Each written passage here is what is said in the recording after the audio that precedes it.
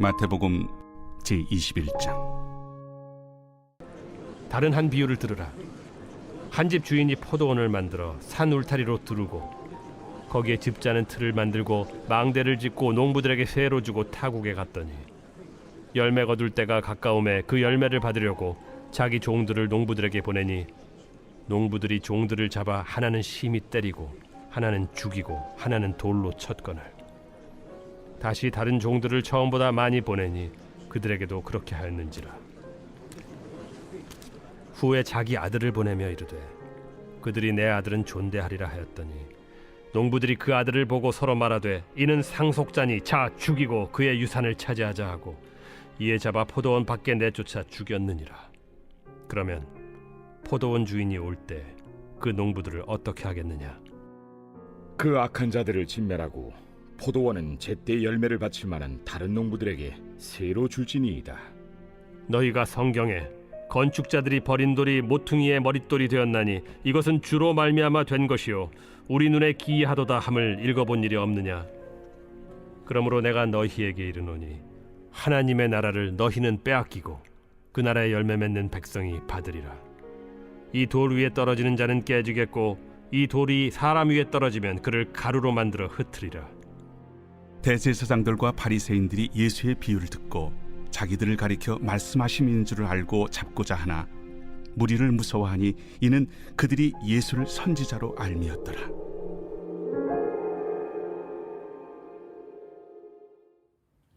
할렐루야. 사랑하는 열린문교회 성도 여러분, 오늘도 주님이 주시는 참 평안 가운데 단잠 주무셨습니까? 3월 17일 금요일 아침을 깨우는 말씀은 마태복음 21장 33절에서 46절까지의 말씀입니다. 오늘도 살아계신 하나님의 말씀이 선명하게 들려지고 그 들려진 말씀이 우리의 삶의 기준이 되어 말씀대로 살아내는 저와 여러분들이 되시기를 소망합니다. 오늘 말씀의 제목을 포도원 종들의 반란이라고 매일 성경 저자는 붙였는데요. 예수님께서 예수님을 계속하여 시험하고 죽이고자 하는 대제사장과 장로들에게 포도원 주인과 그리고 악한 종들의 비유를 통해서 그들의 모습을 보게 하시지만 회개하기는 고사하고 더욱 예수님을 잡고자 하는 모습을 보여줍니다. 오늘 말씀 33절과 34절 말씀을 보면 다른 한 비유를 들으라. 한 집 주인이 포도원을 만들어 산 울타리로 두르고 거기에 집자는 틀을 만들고 망대를 짓고 농부들에게 세로 주고 타국에 갔더니 열매 거둘 때가 가까움에 그 열매를 받으려고 자기 종들을 농부들에게 보내니 이 포도원의 주인은 농부들이 포도원을 일구며 일을 할 수 있도록 모든 것을 예비하고 그들에게 주었습니다. 그리하여 때가 되어 그 밭에서 난 열매를 얻기 위해 그곳에 종들을 보내었는데 열매를 받으려고 온 자들을 어떻게 하였습니까? 이 농부들이 그들을 심히 때리고 심지어 하나는 죽이더라는 것입니다. 그래서 이번에는 더 많은 종들을 보냈더니 이번에도 그렇게 동일하게 하더라는 것입니다. 그리하여 주인의 아들을 보내면 그들이 존대하리라 생각하여 보냈으나 이번에는 더 악한 생각으로 그 아들을 죽이고 그의 유산을 차지하고자 하여 포도원에서 내쫓아 죽이더라는 것입니다. 아니, 이 극악무도한 일을 저지르는 이들이 있단 말인가 생각이 들 정도로 받아들일 수 없는 이야기인데요. 이 이야기를 들은 대제사장들은 주인이 올 때 그들을 어떻게 하겠느냐라는 예수님의 질문에 그 악한 자들을 진멸하고 열매를 바칠 만한 다른 농부들에게 주겠지요 라고 대답을 합니다. 하지만 그들은 그 비유가 무엇을 의미하는지 누구에게 말씀하고 계신지 전혀 알지 못합니다. 그 악한 자들이 자신들의 모습임을 인지하지 못하더라는 것입니다. 성경의 모든 말씀은 나를 향하신 하나님의 말씀입니다. 다른 누군가의 이야기가 아닌 바로 그 말씀 속에 나를 비춰보고 말씀의 기준으로 나의 모습을 발견해야 하는 것입니다. 비유로 말씀하시는 예수님의 이 이야기 속에 우리는 각각 무엇을 의미하는지 잘 알고 있습니다.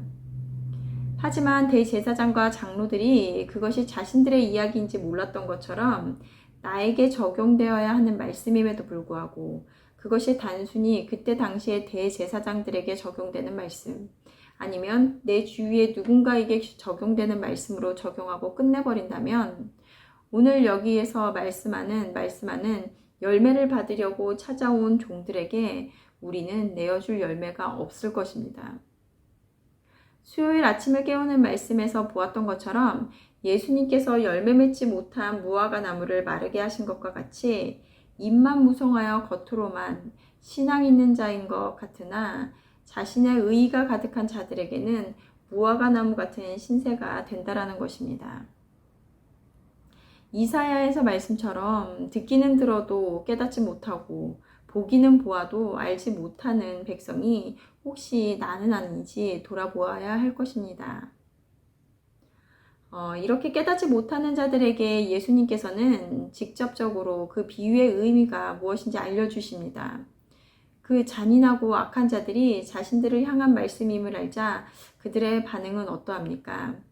오늘 말씀을 보면 대제사장들과 바리새인들이 예수의 비유를 듣고 자기들을 가르쳐 말씀하신 줄 알고 잡고자 하나 스스로 깨닫지 못하는 자들에게 직접 알려주심에도 불구하고 그들은 인정하지 못하고 오히려 예수님을 잡으려고 하더라는 것입니다. 그들이 행하는 일은 실로 악하고 잔인한 것이었습니다. 예수 그리스도께서 예언하였던 것처럼 그들은 하나님의 사람들을 핍박하고 또 예수님을 십자가에 못 박아 죽이게 하는 일을 하므로 오늘 말씀의 이야기가 사실임을 증명하게 됩니다. 예수님을 죽인 악한 자들, 하나님의 아들을 알아보지 못하는 어리석은 자들이라는 생각을 하십니까? 예수님을 십자가에 못 박은 것은 대제사장과 바리새인들이라고 생각하십니까? 예수님을 십자가에 못 박은 것은 그들이 아니라 바로 우리들 자신입니다. 그들의 죄 때문에 예수 그리스도가 십자가에 죽으신 것이 아니라 나의 죄 때문에 죽으심을 당하셨습니다. 이렇게 진정한 이 고백이 없으면 성경이 나를 향한 말씀드림을 깨닫지 못하며 예수 그리스도의 죽음과 부활로 인한 그 은혜가 무엇인지 깨닫지 못할 것입니다. 내가 죽을 죄인이 아닌데 어떻게 예수님의 죽음과 부활이 나와 무슨 상관이 있겠습니까? 우리는 우리에게 어떤 문제를 해결해야 될 때 첫 번째로 선행되어야 하는 것은 바로 문제인식입니다. 내 스스로 문제를 인지해야만 그 다음 해결할 방법을 모색하고 치유하는 과정으로 나가게 될 것입니다. 하지만 대부분이 내가 전혀 문제가 없는 완전한 자, 의로운 자라는 착각에 빠져 있으므로 말씀이 나를 향한 것이라는 것을 생각하지 않거나 잘못 적용하기에 잘못된 것을 가르쳐 주어도 오히려 큰 소리치고 부정을 하는 것입니다. 그래서 말씀을 바르게 볼 수 있게 하기 위해서는 철저한 자기 부인이 이루어져야 하는 것입니다. 내 안에 선한 것이 하나도 없는 전적으로 타락한 존재라는 것을 인지할 때 말씀이 온전히 받아들일 수 있는 출발선에 서게 되는 것입니다. 오늘 말씀 43절을 보면 그러므로 내가 너희에게 이르노니 하나님의 나라를 너희는 빼앗기고 그 나라의 열매 맺는 백성이 받으리라. 열매 맺지 못한 무화과 나무가 말라버린 것과 같이 말씀을 들으나 그 열매가 없다면 하나님의 나라는 열매 맺는 백성들에게 돌아간다는 것을 우리는 깨달아야 합니다. 그러기에 우리는 매일매일 말씀 속에서 나를 발견하고 내가 그러한 죄인임을 알고 회개하여 하나님 앞에 엎드릴 때 말씀들이 내 안에 바르게 적용되고 열매 맺는 백성의 자리에 합당한 자들이 될 것입니다. 오늘 말씀을 묵상하며 나는 말씀들에 대하여 어떠한 적용을 하고 반응을 하는지 그리고 어떠한 열매를 맺고 있는지 생각해보는 하루가 되었으면 좋겠습니다. 함께 기도하시겠습니다. 하나님 감사합니다. 오늘도 살아계신 하나님의 말씀을 들려주시니 감사합니다.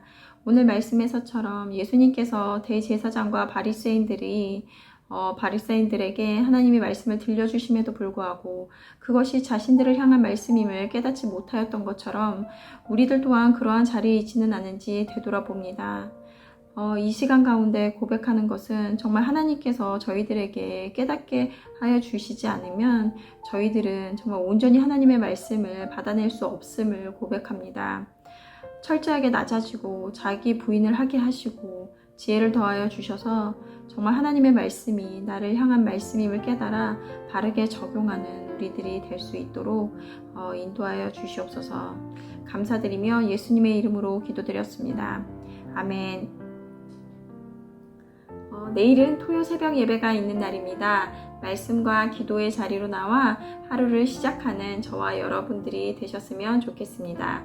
아침을 깨우는 말씀은 월요일 아침에 다시 찾아뵙겠습니다.